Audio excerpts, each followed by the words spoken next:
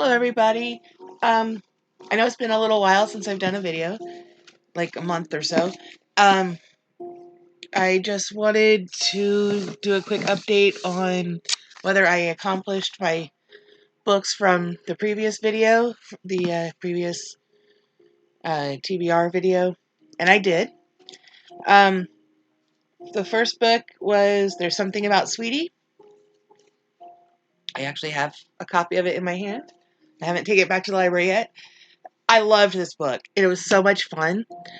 I really enjoyed Sweetie as a character, and Ashish, I think is how you say his name, was also a fun character.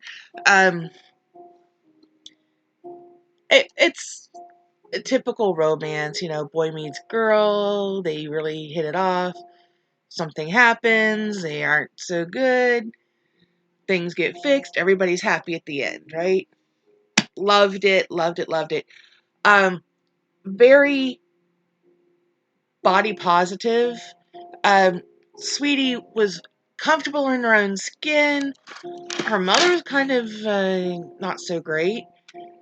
Kept telling Sweetie that she was fat and, discouraging her from doing various things. And, in my mind, I am a fat woman. Okay, I know this. I fully acknowledge it. And Sweetie acknowledged the fact that she was larger than average, but she's also an athlete. So she's going to be a little bigger, because she's built muscle. You can't go around telling her she's fat, fat, fat, fat, fat, when a lot of it is just she's athletic and it was muscle, So that really bugged me. Her mom drove me nuts. Her mom's friend was even worse because her daughter was thin and perfect and Sweetie wasn't. So every time you turned around, the mom's friend was rubbing it in that, Sweetie's not perfect.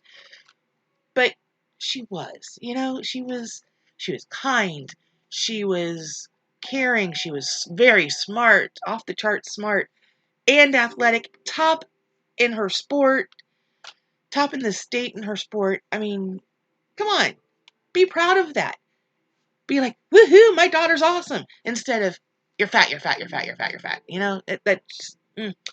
Growing up with, you're fat, and I was, and I am, but growing up that way, I could really feel for Sweetie that it was frustrating for her. And she found a guy who just didn't care about all that. He was impressed with her because she was smart and funny and kind and talented. And they were very compatible. So that was pretty cool. I also read a book called Granny Undercover, which was the second one. That was audio only. I couldn't track down a print copy. So I listened to it. It's a fun series. I actually sat and listened to it while I was doing laundry at the laundromat. Listened to almost the whole book because they're short. But they're fun. Barbara is a granny. She's got a grandson. She used to be a CIA agent, and somehow she keeps finding herself getting mixed up in murder investigations. This was the second in the series. Very fun. I really enjoyed it.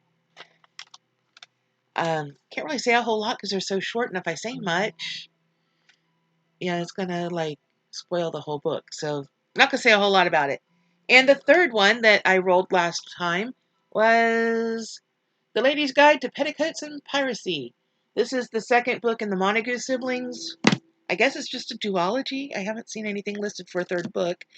I enjoyed it. It was fun. This one follows Felicity, the sister. Her brother Monty was in here, and his significant other Percy. So there's a lot of LGBT rap. Felicity wants to be a doctor, and pretty much the whole book, she's like, why can't women go into medicine? We're just as capable. We're just as smart. We can do it. And she keeps getting told, no, no, no, no, no, no, no. And it follows her struggle to become someone in the medical profession, to find study. her childhood friend is getting married and happens to be marrying a doctor that Felicity really admires and wants to study with. And so she contrives a way to go to the wedding so that she can meet the doctor and reconnect with her old friends. And stuff happens.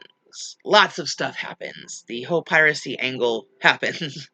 um, yeah, it's an adventure. It's a lot of fun. I enjoyed it quite a bit. I recommend the duology, I guess, at this point. I don't know if there's going to be any more. There's only the two siblings, and if you're calling it the Montague siblings, then I'm guessing there's only two books. Like I said, I haven't seen anything listed for a third book. Anyway, I recommend it. I really enjoyed them. Um, Definitely queer rep all the way through. Felicity ends up, she doesn't want to get married. Has been working with this baker, and he's in love with her and proposes to her, and she's like, no, I don't want to get married. And then she meets Sim, who is basically a woman pirate, and they kind of hit it off. So, I don't know. Kind of interesting. I'd like to see where their relationship goes from where the book left off. I also read The Bell Jar this month. Um, I'd been wanting to read it for a while because I'd been hearing about it forever. And I finally got a chance to read it. And it was interesting, kind of depressing, because our main character basically is trying to kill herself the whole book. And so it's a little bit depressing. She spent some time in an asylum. Um, and there's other stuff going on. But it is an interesting look at mental health and, how she was treated in the asylum and that sort of thing. So it's interesting. I was less excited about it, but then it was a completely different style of book, so there wasn't as much action to keep you engaged. It was more, her process of how she was dealing with her mental issues and that kind of stuff. So, sorry, my nose itches.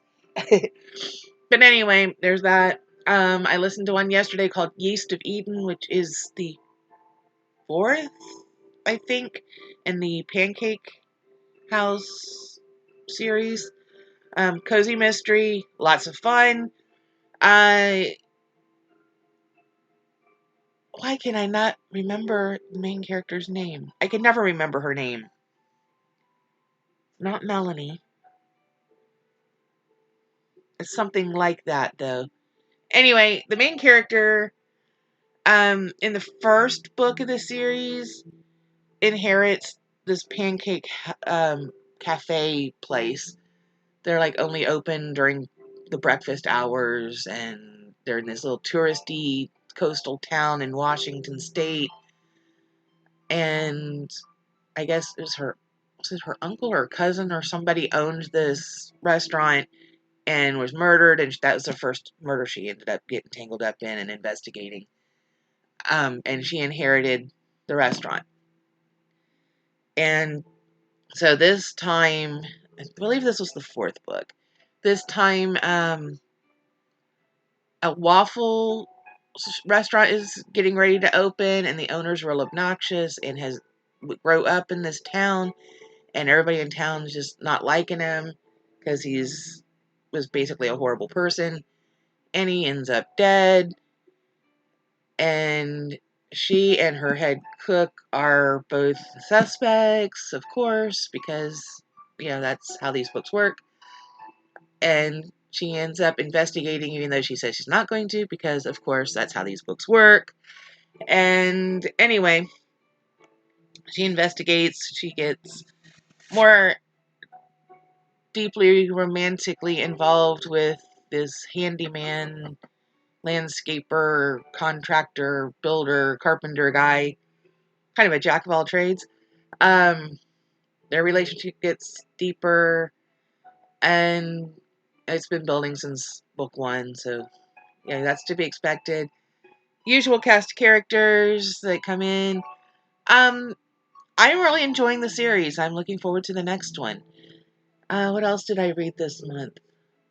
I read 5 issues, or volumes of a manga called Alice 19th. I had read books 1 and 2 previously, and this time I read 3 through 7. Finished off the series because apparently there's only 7 books. And it was interesting. It was an enjoyable series for me, anyway. Alice has these abilities, and so does oh crap! I just blanked on his name. This guy that she ends up falling in love with throughout this series. They have these powers of light, basically, and Alice's sister, Mayura, ends up possessed by the powers of dark. So there's this whole fight between dark and light. She has to learn these power words to be able to defeat the darkness. And yeah, as we go through the series, more and more people who are in the light are able to fight the dark. So yeah, it's interesting. It's fun. I would recommend that as a manga series. It's called Alice 19th. And then there's 7 books. What else did I read?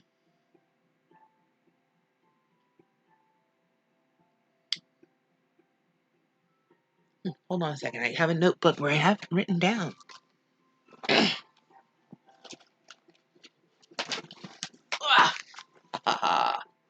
Cheat sheet. What did I read?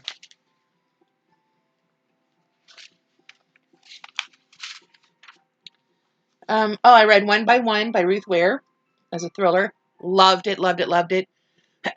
Very reminiscent of Agatha Christie's And Then There Were None. A group of people are trapped in a ski lodge, basically, and they start dying one by one. Who's the killer? Big Little Lies, another one I absolutely loved. It's with Leanne Moriarty. That's the right one. Set in Australia. Very interesting way to do a murder mystery, because they don't even tell you who's dead until the very end, you know? So at the beginning of each chapter, there's like little interviews with the police and various people involved in the situation. And then, it talks about stuff that happened. And it's not even revealed who dies until the end. So we're like, okay, who died and who did it? Those are the 2 big questions, and you got to read the whole book to get there. I really thought that was pretty cool. I read A Closed and Common Orbit, which is the second in the Wayfarers series. Becky Chambers, is that the right author? Again, I liked it more than I thought I would. When I read A Long Way to a Small Angry Planet, I was like, I don't know if I'm going to like this. I don't read a lot of sci-fi. Really enjoyed it. And this one, again, I really enjoyed it. Definitely worth the read. There's stuff missing on this list.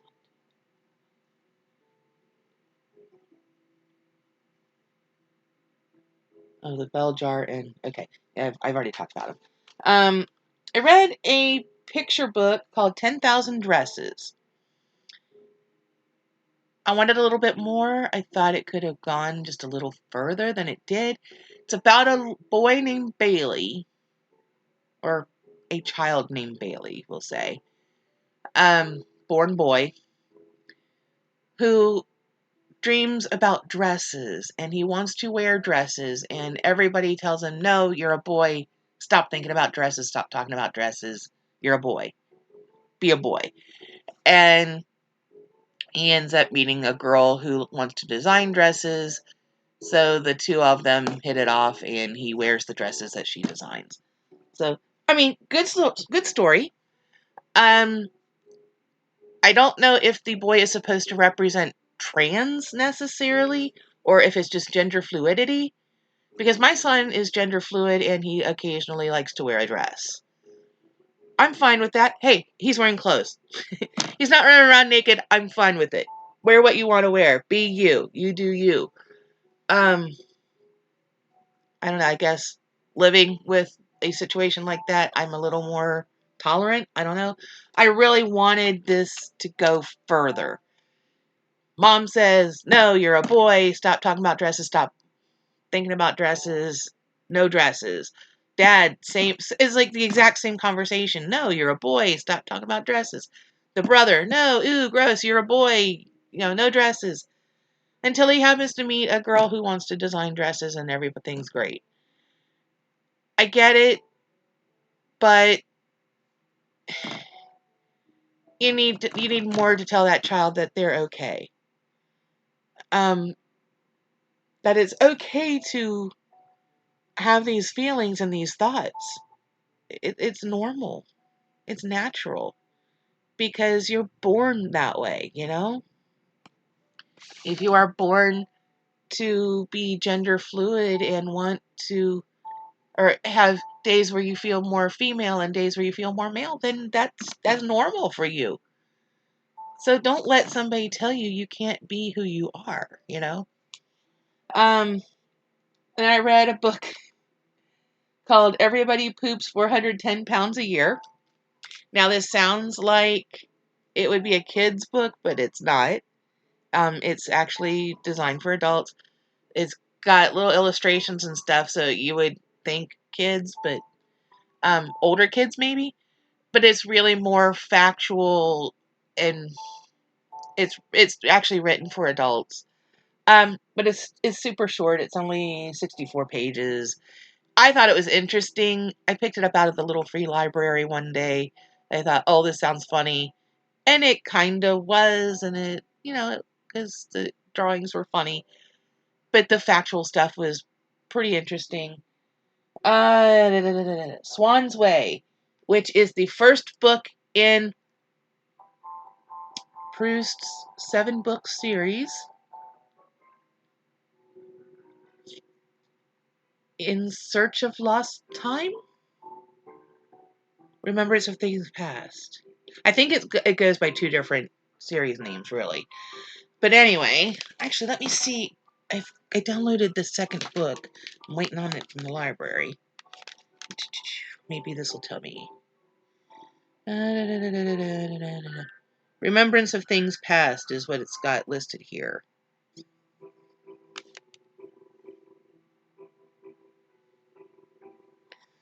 So anyway, it was over 600 pages.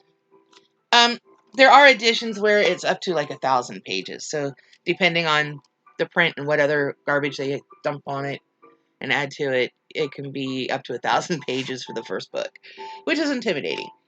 But it's fine. It wasn't like knock your socks off kind of stuff. It's a classic, obviously.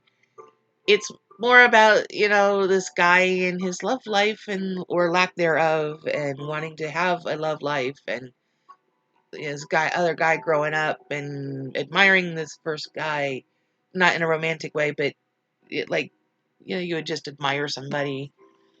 Anyway, I don't know. I'm going to give the second book a chance. The entire 7-book series, I believe, is around 3,500 pages. Of course, again, that depends on the editions you read, blah, blah, blah. So let's get into the fun part of this, the actual creating the TBR. If you remember from last month, we roll a 6-sided die. There's a 6 on here somewhere. There it is. 6-sided die to determine how many books we read, and a 20-sided die to determine which books. And I have changed my thing. Instead of little pieces of paper taped to the wall, I now have pockets, and there's 3 cards in each pocket. So whatever I roll, if I roll the same number twice, I can pull out multiple books. There are a few blank cards, which will be like reader's choice, whatever I decide I want to read, or if I download something new that I don't have written down. This is all stuff that I either have on Audible, Hoopla, or Overdrive. There's a few that are print books that I don't have audios for, but there's 3 cards in each slot. I figure that's plenty. If I, for some reason, roll the same number 4 times, we'll just pick another number. We'll re-roll. But I can roll each number up to 3 times at this point. So we'll roll the 20-sided die to determine which pocket I pull a card out of to determine what I read. Most of these are going to be audiobooks. I do have some print versions of those audiobooks available. If it's one I don't have, I will try to see if I can get it from the library. Otherwise, I'll just listen to it and go from there. So let's see here. Yeah. So the 6-sided die. Second month in a row, we have rolled a 3. That's good, because with my new job, which is why I haven't been making videos, it's really hard to read. We travel around a lot, so I managed to get some reading done, like in the van while we're traveling. And okay, so we rolled a 5, and in pocket 5, we have Riley, Mac, and the Other Known Troublemakers, which is one that I have downloaded on Audible a while ago and just haven't gotten around to reading yet. So, sounded fun. I think it's middle grade. And we have 2. So, in pocket 2, we have A Murder of Manatees, which is another one that I downloaded on Audible at some point in time and never listened to. Can't tell you anything about it. Don't know. But I'm going to guess it has manatees in it. And we rolled another 2.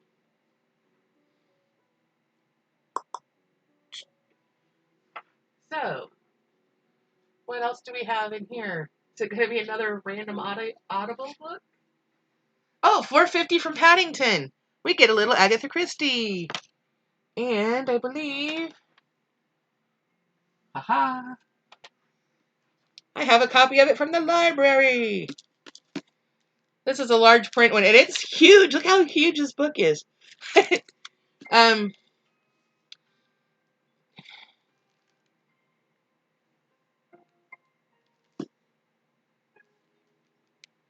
Does it not tell what it's about? I'm going to guess it has something to do with a train coming from Paddington Station. But I don't know.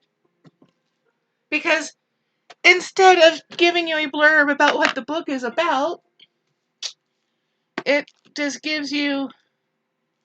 The publisher would like to record his appreciation to all his librarians, welfare officials, and committee members of institutions for the blind whose valuable advice and assistance has helped to make publication of this series possible. Blah, blah, blah, blah, blah.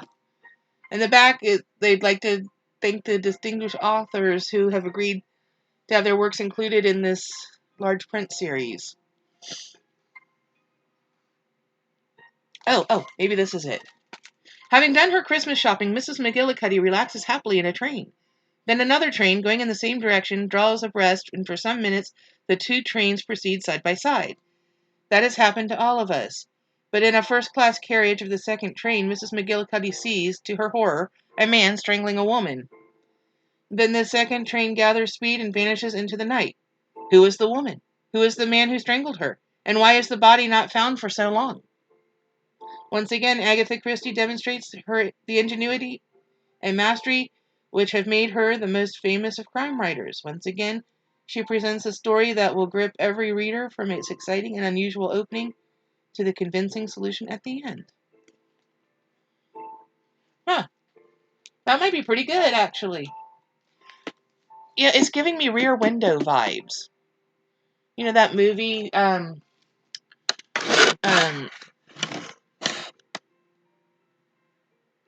Alfred Hitchcock movie.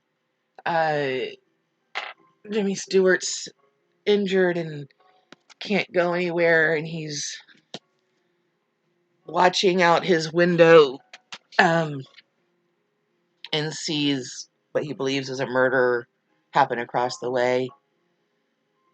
I think that's the vibe that's giving me. So maybe we'll. I thought that's a pretty good movie. So maybe we'll get a pretty good story. I mean, it is Agatha Christie, and I do enjoy her stories pretty well. So anyway, that's what I've got for today. I'm about ready to go do fun, exciting stuff like go to the laundromat so I can have clothes to wear to work next week. Like I said, I travel around. My job is with an inventory company, and we travel around store to store and do inventory. Um, this past week, we went to a Walmart in Kentucky. We went to a Dollar Tree in Virginia, and we did a Hobby Lobby and a Dollar Tree in Tennessee. I live in Ohio, so I was, traveling around. Um, Next week, we've got 3 Hobby Lobbies that we're working on, one in Maryland, one in Virginia, one in West Virginia. The following 3 locations are going to be Walmarts up around Cleveland. We've already done 3 Walmarts in the Akron, Youngstown area. We've done 3 Walmarts up around the Toledo, Van Wert area. So yeah, we're getting around. We're all over Ohio, and then we also go and do assists with other people. This past week, the Kentucky, Virginia, Tennessee week, we were assisting other groups that just needed a few more people to come and count. So we were all over the place. Our group was split up and went to different locations. Um, it was pretty interesting. It's a physical job. I'm worn out by the end of the day because you're either stretching up to reach the stuff on the top shelf or you're crawling around on the floor to get to the stuff on the bottom shelves. Um, so yeah, it's it's physical for sure.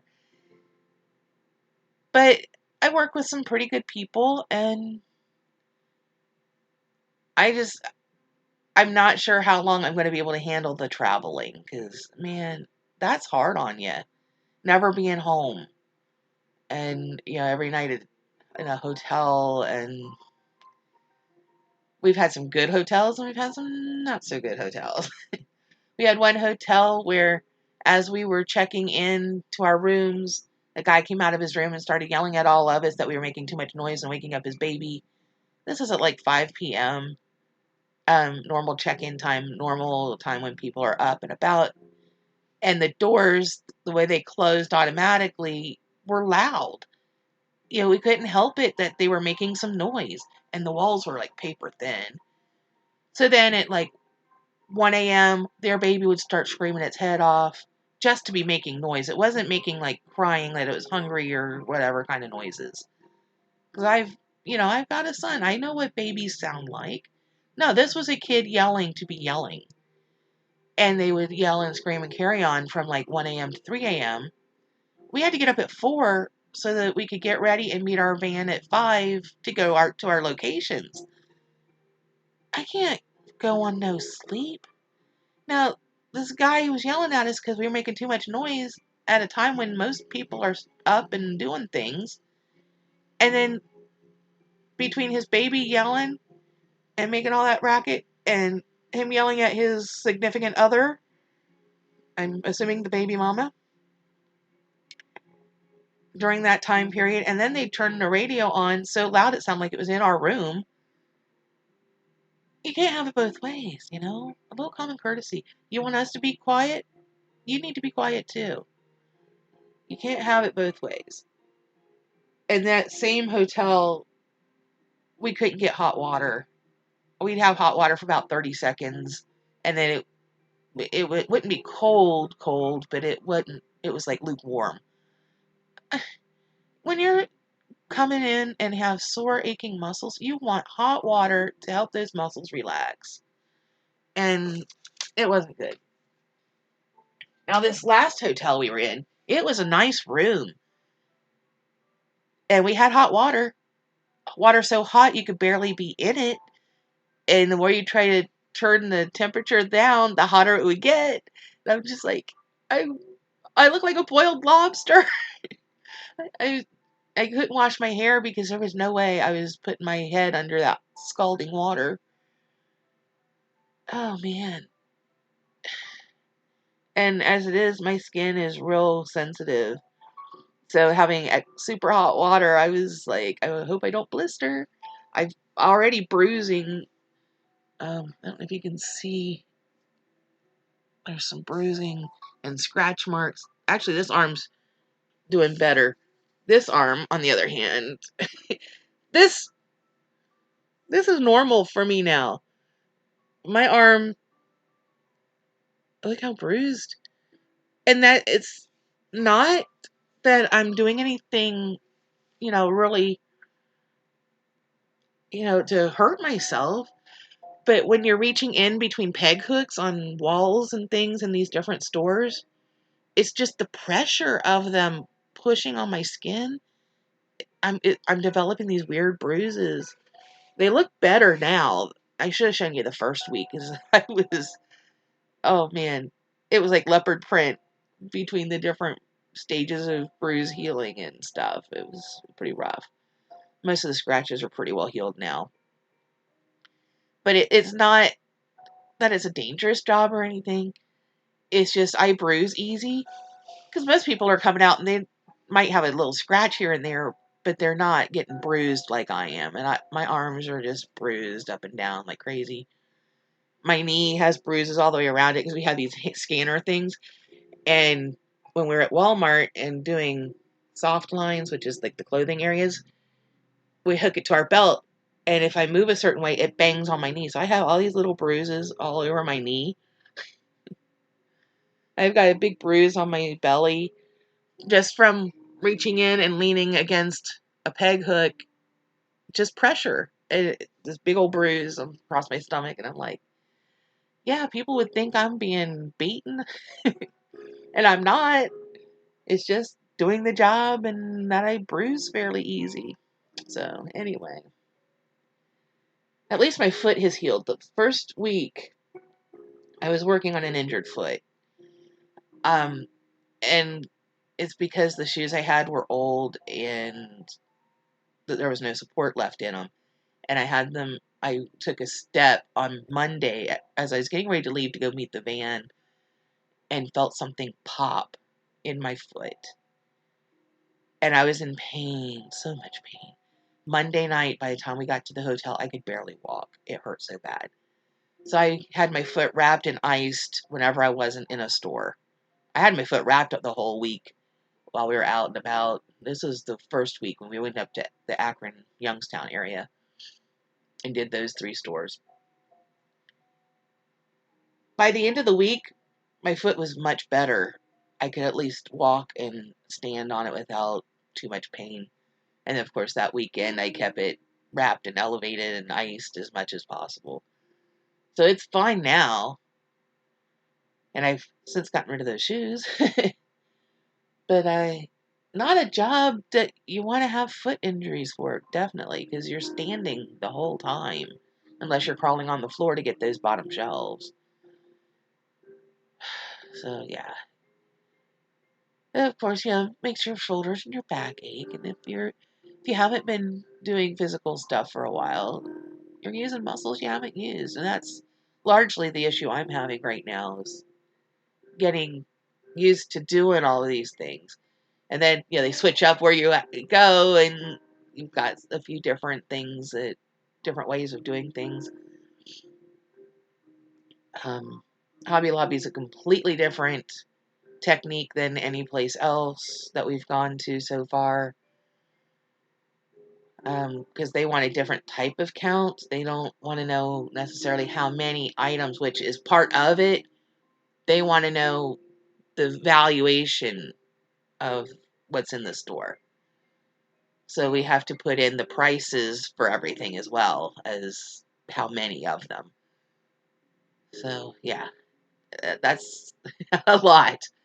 Um, but we still cleared the store fairly quickly. We had a lot of people. We had a lot of extra help. So this next week we're going to have 3 stores that are all Hobby Lobbies that'll be that type of thing. So it's interesting. I feel like I'm learning stuff, and every week I find out something else. Oh, do it this way and it'll work better, or do that, and that kind of thing. So I'm learning different tips and tricks. It's getting better. I like being home. So I don't know how long I'll be able to handle all this travel, but I'm going to do it as long as I can until I can find something better that I can stay home with, I guess. It's just that this is the only place since I've been looking, and since I started looking in May, the only place that even ever offered me an interview. And then they offered me the job like right then. So, well, actually, they never actually told me I was hired. The woman that did my interview never said, "Oh yeah, where you're hired." She just sent me stuff. Here, go get your drug test. And I'm like, I guess that means I'm hired. And since I've been doing the job and getting paid for it, it's kind of nice having a paycheck come in. So anyway, that's really all I've got. I'm just sitting here babbling now. Um, I've got 3 books for next month for February, and I think these will be doable. I feel like they're probably fairly short. Like, I think the Riley Mack one is middle grade. Murder of Manatees, I'm not real sure about. I don't really know anything about it. Let me see if I can pull that up here.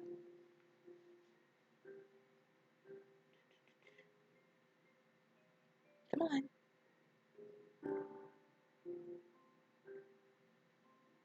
They're Audible.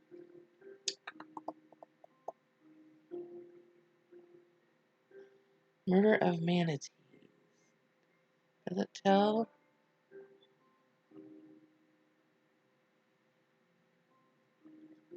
About this title.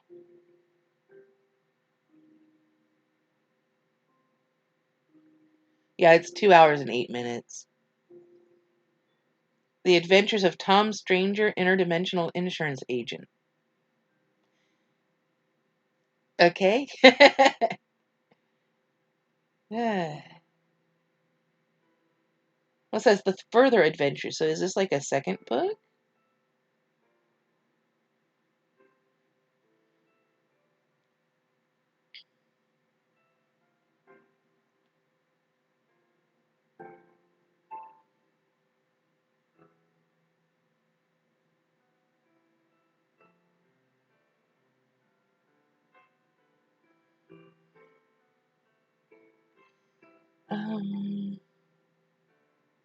Oh.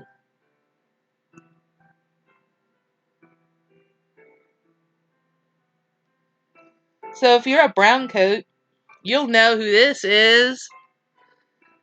Adam Baldwin, otherwise known as Jane Cobb from the Firefly TV series. He's apparently the person reading A Murder of Manatees.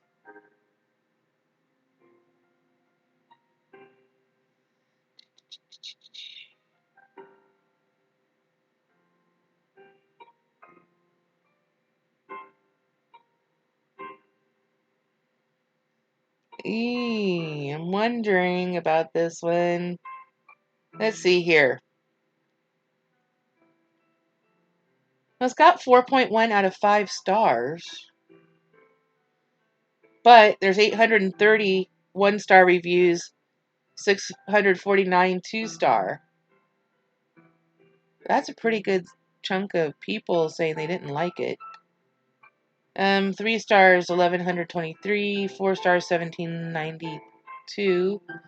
And 5 stars, 5,454. So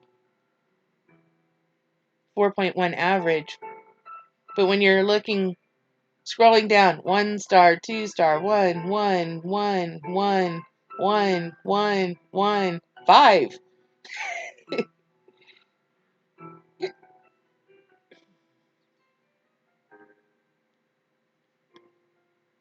So I don't know, we'll see. But if it says the further adventures, does that mean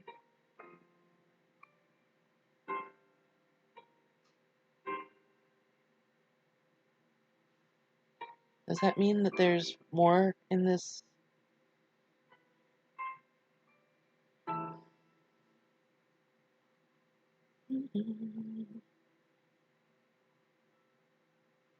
When half your galaxy is unexpectedly sucked into a black hole, when a hitherto unknown species of space alien lays waste to your home planet, when disaster rears its ugly head or heads, who can you call for faster than light appraisals and best in the multiverse customer service?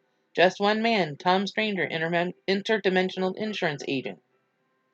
In this latest chapter of his interstellar exploits, Tom is about to deliver a crushing performance evaluation to Jimmy the intern when the unimaginable happens. The beloved Wendell the manatee has been kidnapped.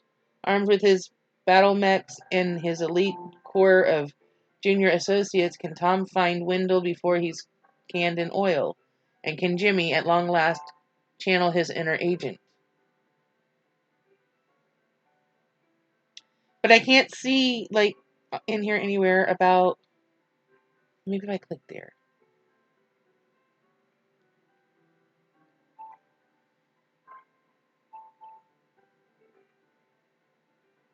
I guess it's the second book, because there's only showing 2. So apparently there's one called Adventures of Tom Stranger, Interdimensional Insurance Agent. They want $8 for that? For a 2-hour...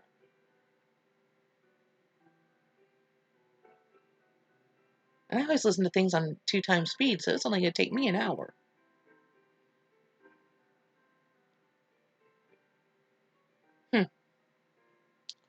Well, how about that? Okay, so that was Murder of Manatees. Now, Riley Mack. Where's Riley Mack? Riley Mack. Chris Gravenstein. That's who it is. I've read other books by him, and he is so funny. And he's also done some books with James Patterson.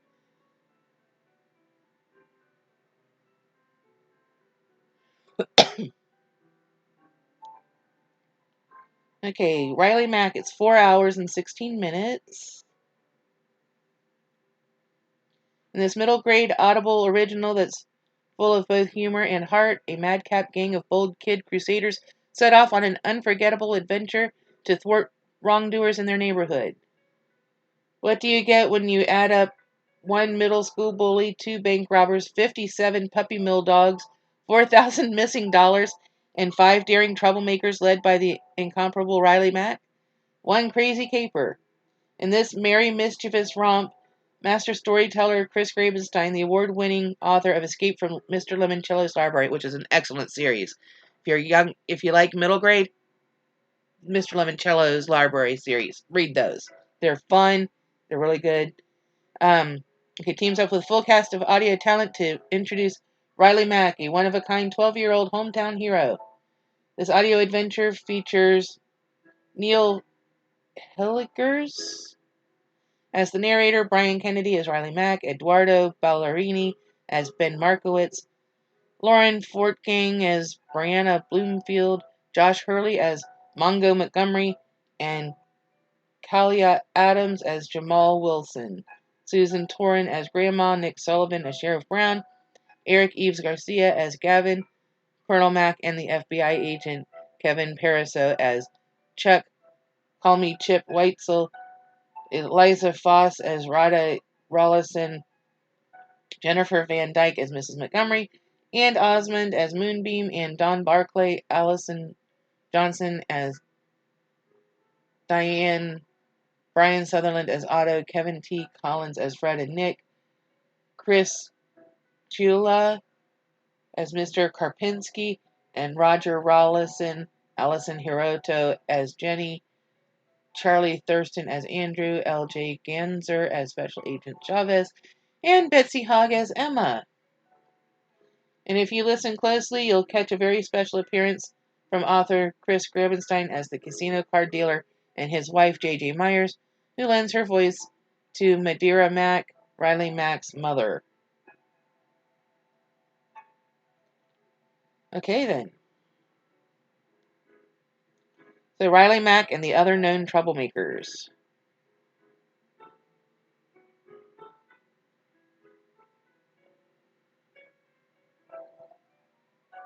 Here's the author. He looks like a fun guy.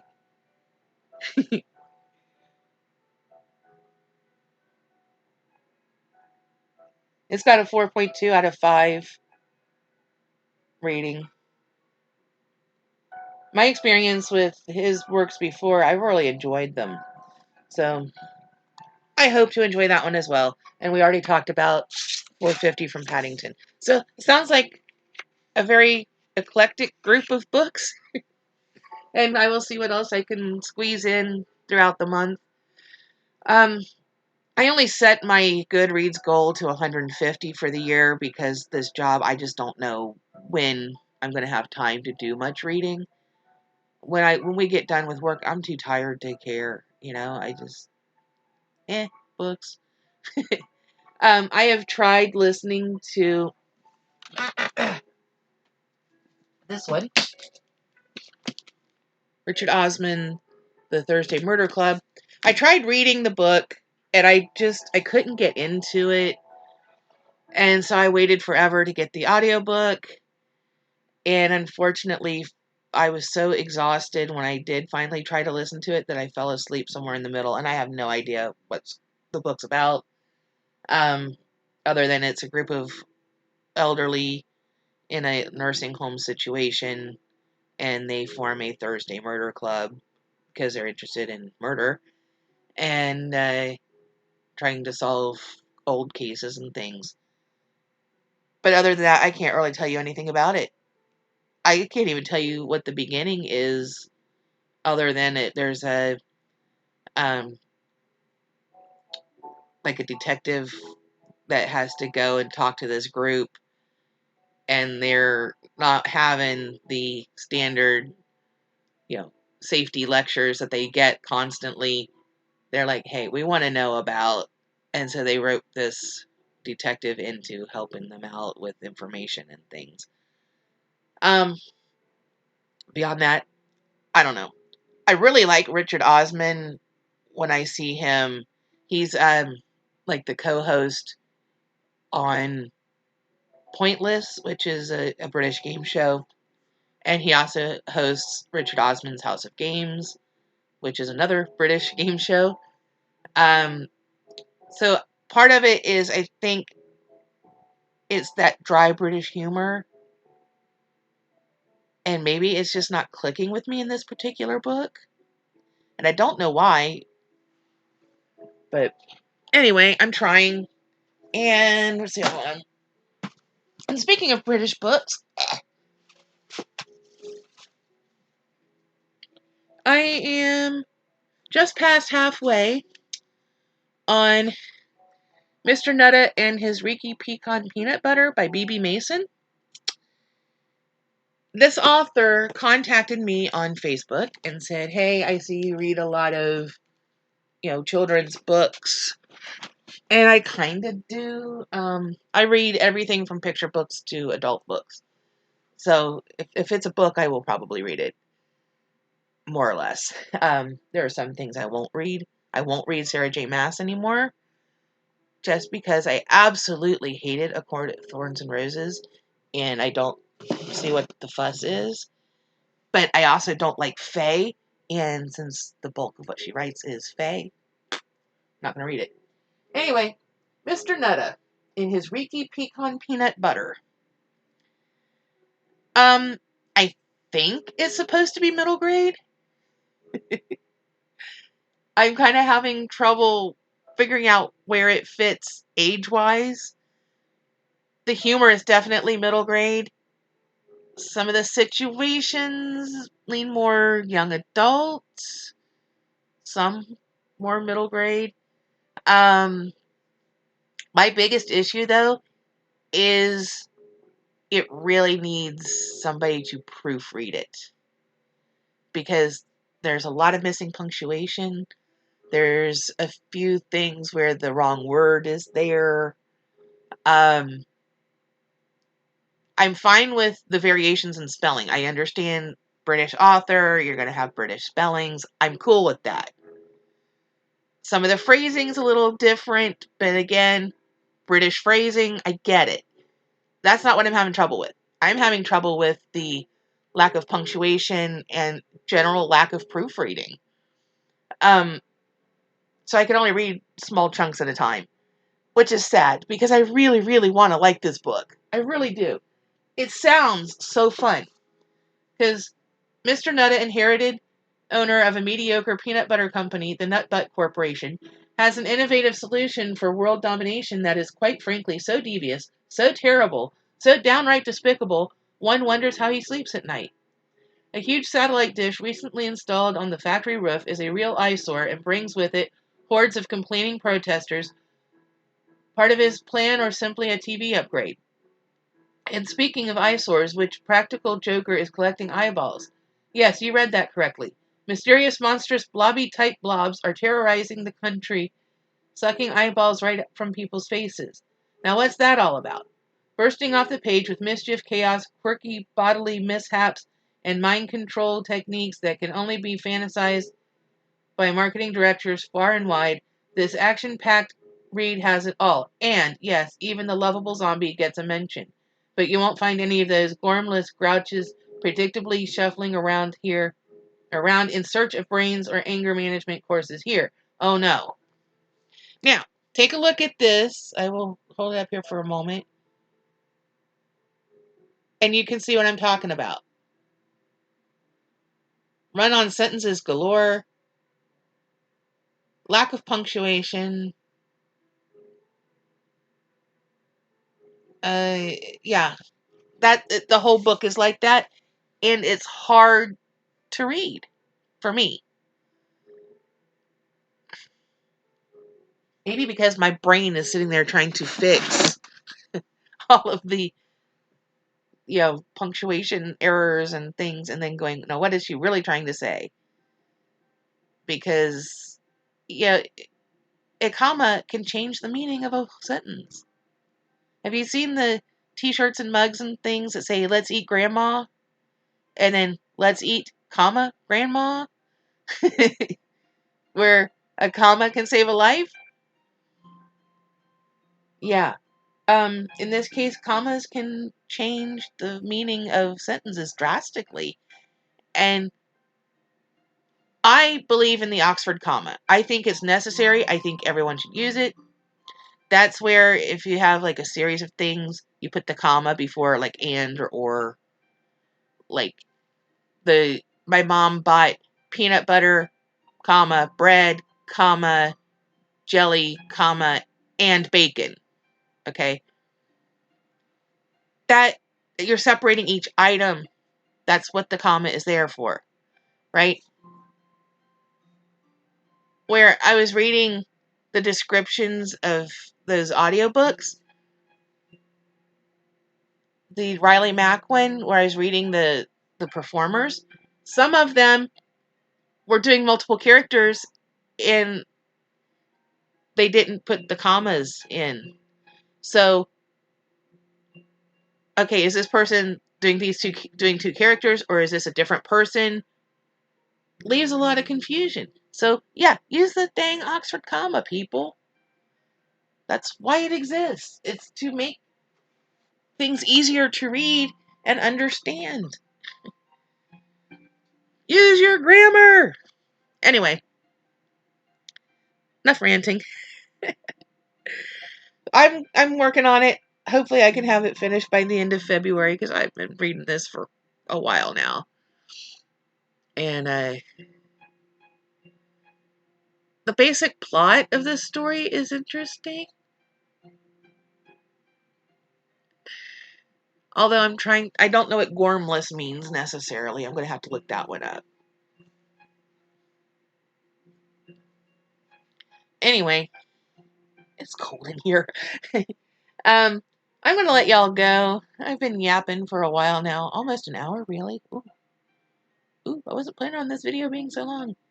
Anyway, yeah, I'm going to let y'all go, and hopefully I will have a book haul coming soon. I ordered a few things off of Book Outlet, and I have a few others that I need to find. I'm not sure where I put them.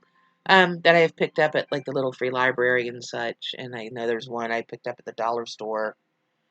So once I gather all these stray books that are floating around the room, I will try to do a book haul at some point. I don't know. We'll see. Don't want to lose these so I can talk about them for next month. I'll have to find some more titles so I can fill in those 3 that I pulled out this time and go from there. Anyway, remember to do all the fun YouTubey things like comment, like, share, subscribe, ring the bell icon if you want to be notified of any future uploads. Hopefully, once I get into the rhythm of the new job, I will be able to do some more uploads. We'll see. My God, the bag's under my eyes. Can you see this? That's because we don't sleep through the week. Anyway, comment, like, share, subscribe, ring the bell icon. Is there anything else I need to say? No, I think that's it. So I guess you'll see me in the next one. Bye-bye.